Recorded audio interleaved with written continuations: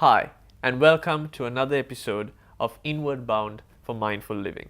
I'm Shavin Bandaranaike. Today, we have with us once again the omnipresent Mr. Deepal Suryarachi. When we began this season, Mr. Suryarachi, I think this particular month of episodes, this particular month of sessions, we are talking mostly about the reflections of the past, thinking of it now, of course, as you mentioned in the last episode, and then how we can react to it and become better people in 2018. Just to recap last episode, we had a look at how we can take things forward while letting things go as well. Today, where are you taking us? I think if we pick up a point that you just mentioned, letting things go, right? And we always say, learn to let go. Now, one of the key points that I've been saying even in the last series was that when you practice mindfulness, you try to observe your breath as a practice. Yes. Then few minutes later, you figure out, you suddenly realize, oh, I'm not watching my breath, I'm thinking about something else. Then you come back to the breath. Yeah. This simple exercise of bringing your mind back to what you were doing, you learn the skill of letting go of that object. Yeah, Right. absolutely. So that's a very powerful skill that we need to develop. Now, when we are talking about letting go, people always think, it's you have to let go of all these nice things, pleasant things, and things like that. But how much unpleasant things we hold on to? You That's know, true, yeah. because although we set out to talk that much about on this topic last time, we spoke more about the issue of looking at objectively. Yeah. Now, when you talk of letting go, are we really letting go of things that hurt us? We don't. Yeah. We sometimes hold on to those things more than even the pleasant things. So is that by choice then? Now, that's very interesting. I think that's because we don't know that we are doing it. There was a very interesting simile in Buddhist literature about this monkey traps. Okay. In the ancient times, when they want to catch monkeys, what they do is they take a coconut, make a little hole, put some peanuts or whatever, some nuts into it. Okay. So the monkey puts his hand and wants to grab these peanuts, and now he gets into his hand. Now his hand is full of peanuts. Peanuts, yeah. Now it's bigger than the hole, Right. so he can't pull it back. Pull it back. To pull the hand back, all what he has to do is just open and let the peanuts go out, and then you can put them back. Because you are not aware. You are not aware. I think you are not aware that you can let go. You are not aware that you are getting hurt because you are holding on to it. Because when you are driven by an emotion, you have lost that perspective. Right. When you have lost that perspective, you only see that. Yeah. So when we are when we are remembering a painful experience or something that hurt us, that becomes so big, and you don't see anything beyond that. Why? Because you haven't learned that art of seeing it from far, which we discussed at the last episode, and then this letting go and see what happens. Right? So if you practice this mindfulness on a regular basis, one of the benefits is you learn to let go if you don't have to, if it is not necessary to remember. Right? We are not suggesting that you have to forget everything, not yet. But there are things that you need to remember you have to attach, when your spouse tells you to go and bring some things and you let go of that and you go to the supermarket, like what happens to me. And you go and suddenly think, okay, what did I come to buy, Now that's a wrong way of practicing. But if you really look at this, why do we hold on to things that are painful? I think because we enjoy holding on to things that are pleasant. In the sense? In the sense, you had a pleasant experience. You keep remembering it. Yeah. You kind of relive that moment again. Right, yeah. I think because of that practice, the brain thinking this is the only way to run this program. Irrespective of what type of, yeah. Same thing. You do recall, replay. Right? Absolutely. And when you recall and replay bad things, you get hurt again. Yeah. So if you are mindful, you can let go of things that first let go of things that are giving you pain. I think in the last episode also we touched on this fact, Mr. Surachi. You mentioned the fact that if we get angry with someone or if we are frustrated with someone, we try to rationalize it ourselves as to justifying it. Yes. Okay, you know what? This is why I'm angry with that person. So how difficult then would it be in this case to convince oneself of we need to put this away, we can't keep thinking about this or worrying about this and moving forward? How does one manifest that? I think that's a very important question. Being mindful, what you can do is you can see the whole process that takes place and observe the experience that you are going through. Right. Then you realize, why am I going through this experience? Right? So you try to capture what has happened and then you critique yourself basically. You just try to observe the feeling that you undergo when you remember that. Right, okay.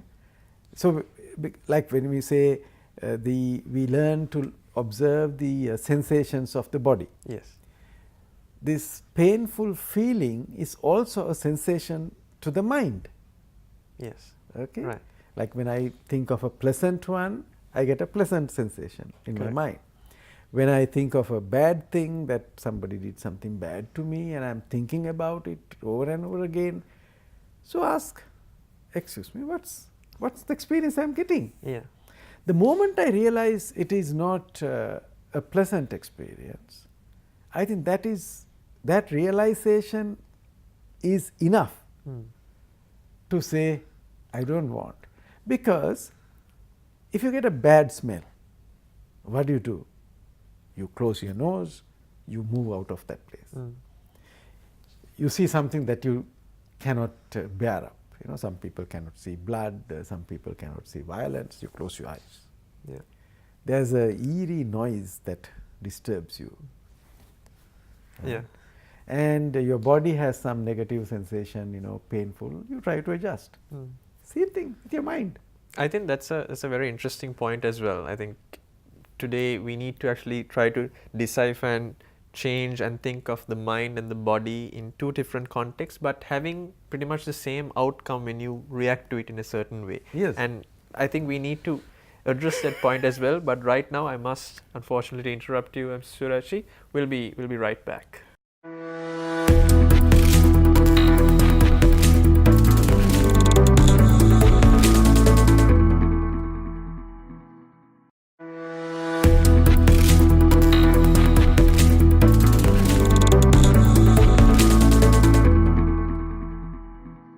Welcome back to Inward Bound for Mindful Living. Mr. Surachi, we ended the last segment, I think, on a very interesting point, and I was actually eager to get back to it. You mentioned the fact that, when something happens to our body, when we get hurt in physical sense, we tend to avoid that, or we tend to learn from it and not go through it. But then, in terms of the mind, it's a complete other ball game altogether. People don't think of it in that way. Can you elaborate and can we discuss on that a bit? I think that's why I think I said at one point that we sometimes don't learn. Huh? Now, remember the days that we were losing our teeth, very small days. And we used to, with a finger, Yes. shake that shaky tooth a little bit, or with the tongue. And it gave us a little mild pain experience, but we enjoyed doing it. Yes. This is a bit like that. I think we tend to identify ourselves because of our habit, Right. because of the way that we are doing. We identify ourselves with this pain. And secondly, we don't learn, we haven't learned to look at it from far. Right. Yes. And it becomes so big, and then you will not see it, see the rest of the things. Right? Okay. So, when you had a painful experience, you got hurt, and then you don't have to try to analyze and ask those things, why am I getting hurt and all these things, just ask the question, how do I feel when I think of this? Now, when I realize that I am going through this pain because I am thinking like this, then you realize. Now, this is what I was saying in the previous episode, previous season, that mindfulness gives you insights. Yeah. Once you realize, then you complete that nervous learning loop. Right. Yeah. Then it becomes a learning thing. Then you think, okay, if I think like this, I will get hurt. So therefore, I will not think like that. Okay. Right? Then you can use various other things to see the different perspective of it. Right? Why do you think the other person behaved that way? Because we don't know. When we don't know sometimes why we do certain things, How would we know? how would we know the other person? Yeah, that's true. So, in that context, then what you're suggesting is, if something were to affect you in that sense, go back to the root of why it is and utilize that as a catalyst for the next time, is it? I have found that whenever I try to understand rather than what happened to me, why the other person did that, can there be a different reason than that I thought? And say somebody scolds me, then I know he is going through pain before I receive that. Correct. So, the moment you look at it, you change the perspective, you change the whole experience. I remember quite vividly during our last season as well, Mrs. Surashi, you related a story about one of your first jobs. Yes. Like how you wanted to quit, and then you were at the verge of doing that as well, and how you reacted differently, and you look back at it in a very different context. I think it might be good to actually rekindle that. Yeah, because like in that moment, I was, because my boss said something, I got so frustrated, I wanted to go and, just throw the resignation letter on his table and walk out. But when I picked up the letter, I just dawned onto me, it was sheer luck, not that I was very mindful at that moment, but it occurred to me to ask a question, why did he say that? Then I realized he was under tremendous pressure, so many people were leaving, and that's why he got angry. And when I realized that, then I thought, okay, now I can understand why he's doing that. Most of the time we don't understand why the other person is behaving in a particular way. And so mindfulness always gives that fire gap, that space to stop and look. Correct. Right? Whether these my own thoughts are hurting myself, right? Or why am I seeing it in this way? Can I see it another way? All these are possible only if I become aware. Right. Otherwise, I am already moving on with the flow. For the longest time, actually, I was always thinking, how exactly does one person being mindful? Yes, it will affect that particular individual, but then in the broader scheme of things, how does it really affect everybody? And I recall again, you mentioned at one point that if you do it enough, the other person will stop and start thinking, how come he is reacting in this way, when the natural instinct for me would be to react in a completely different way. And that's how we actually foster teaching of mindfulness as well. I quite will remember you saying that last season. Yeah, sometimes we complain about poor customer service. And how many times we have tried to become good customers. Yes. Now, for a change, right, we expect all the customer service persons to say good morning to us. Yes. But what happens if you first say good morning to the customer service Yes. person? Give respect in order to get respect. Yeah, Then you course, change, because that Exactly. person must have told good morning to so many customers, and you Yes. must be the 228th customer of the day, of course. of the day. So you would say and ask, how are you doing today? You must be tired. At least somebody is looking at me with some interest. Then that person changes, Yeah, right? absolutely. So why are you saying we all talk about good customers, right? Only expecting from the company people, but you also become a good customer. Then you are very happy. Yeah, absolutely. And the other person becomes happy. It's contagious. I think a background and society has a lot to do with an individual's perception of the world as well. I had a very good friend of mine once who Sri Lankan, was abroad for quite some time, came to Sri Lanka quite happy, very exuberant, and then the day he was leaving, which is about 3-4 days afterwards, he seemed very depressed and very sad. And I asked him why, what's wrong? And he's like, look, I've been walking around Colombo like throughout, and I don't see a single smiling face. And even when I turn and say good morning, which is something I'm used to in my country when I'm abroad, they tend to turn back and smile and say the same thing. But then when I don't receive that from here, I think collectively I feel much more depressed. So I think it feeds off each other. Honestly. And that's a very, although it's a little bit of away from our topic, but the smiling is a very, very important thing.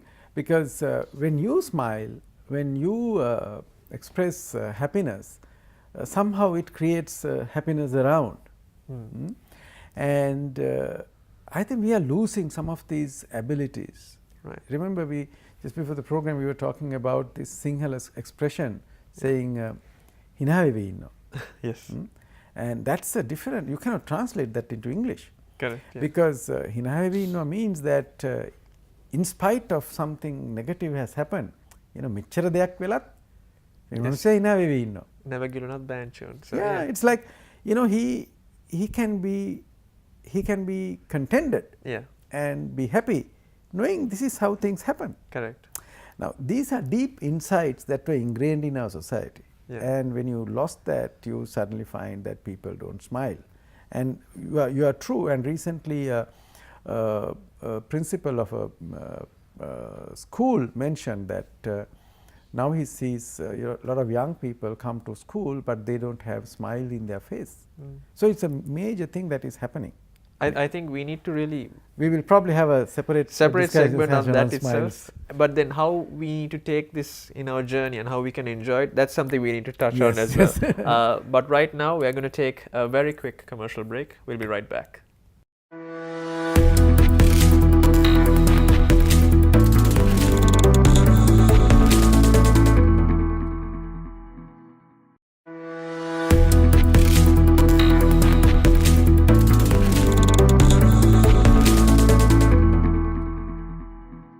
Welcome back to Inward Bound for Mindful Living.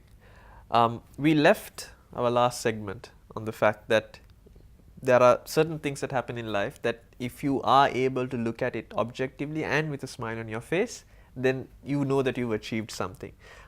Let's try to maybe wrap that bit, Mr. Suraj, on talking about how you can actually enjoy the journey of life that you're in, basically.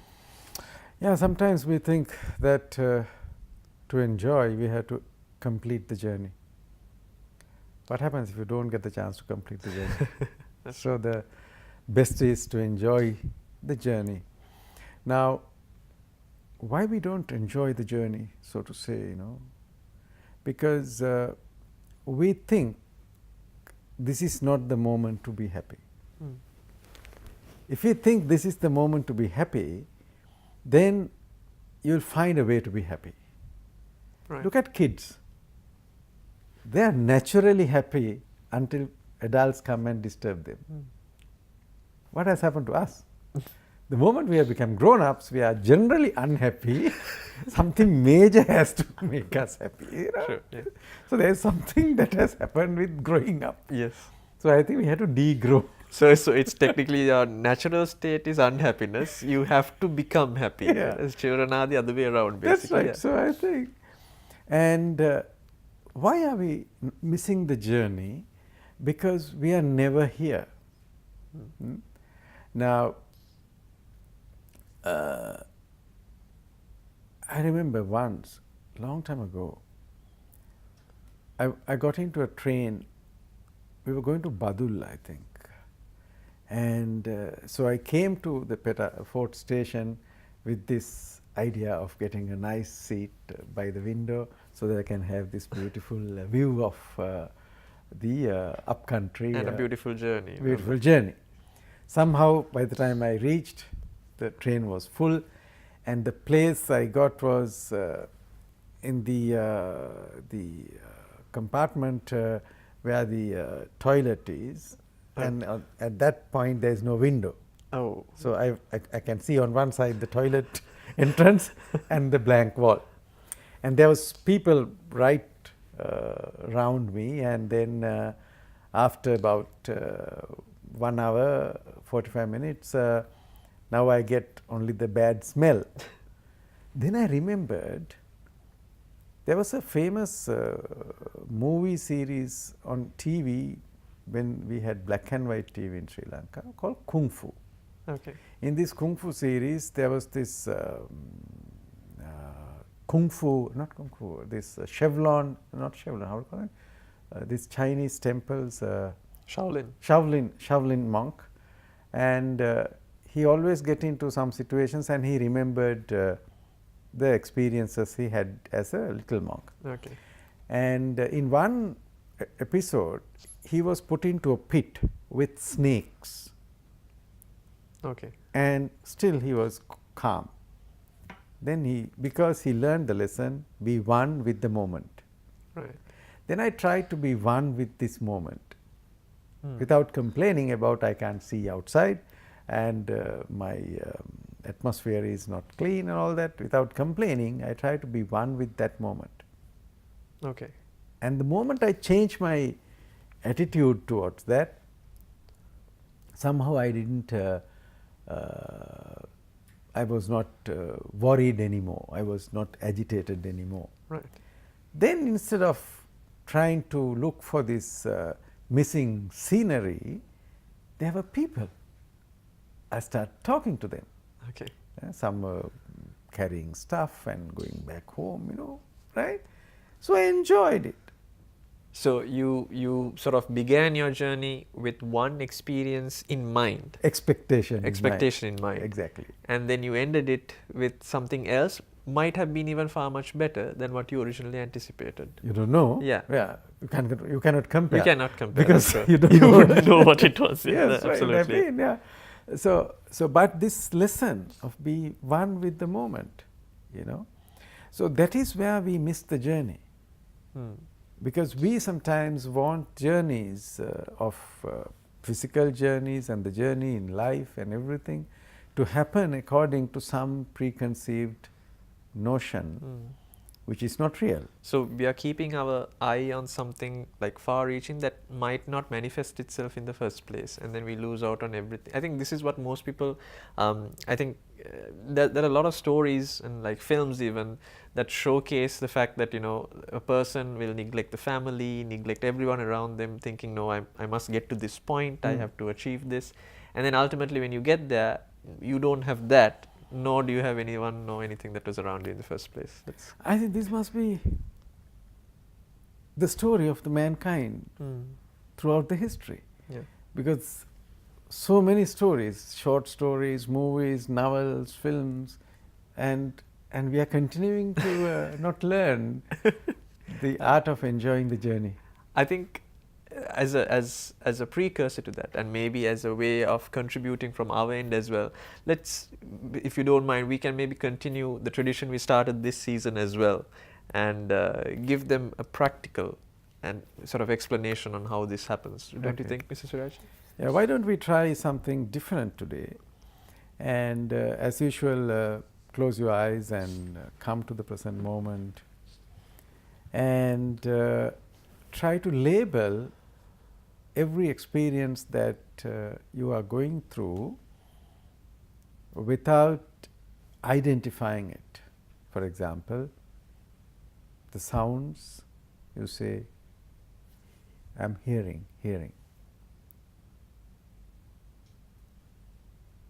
And if you notice that you are thinking, just say thinking, so that we don't get involved with the thoughts, but you just notice that you are thinking. Then if you feel some sensations of the body, just say feeling. It's a very simple way, but the moment you label, you stop getting involved. The moment you stop getting involved, you can observe what happens. So this labeling is something very, very useful. For example, say if you are worrying, rather than worrying about, you just try to label it by saying worrying.